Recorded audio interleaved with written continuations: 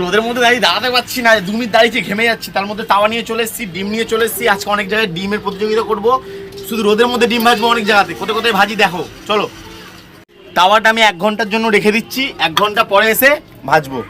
1 ঘন্টা হয়ে গেছে, এবার তাওয়াটা তুলবো আমি। তাওয়া দেখতে পাচ্ছ নিয়ে চলে এসেছি। দেখো হালকা তেল দিয়ে দিই, নাহলে হবে না। তেল তো দিয়েছি, জানি না হবে তো, দেখা যাক। ধোঁয়া তো উঠছে, বাহ ভালো গরম হয়েছে গো।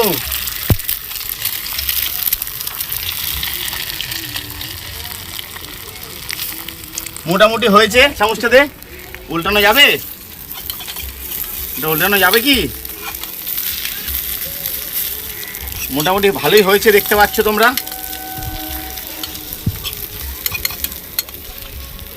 মোটামুটি এই যে এই কন্ডিশন।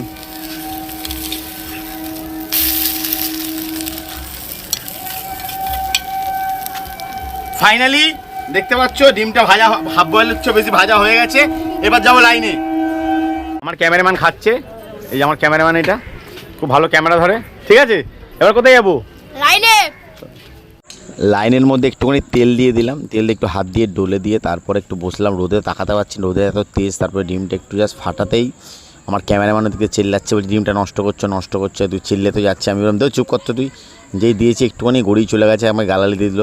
ক্যামেরাটা বলতে পারলাম না কি গালাগালি, তার জন্য একটু এই যে সিমেন্টটা আছে, সিমেন্টের মধ্যে দিলাম, দেওয়ার পরে ডিমটার অবস্থা এরকম হয়ে গেল। যা।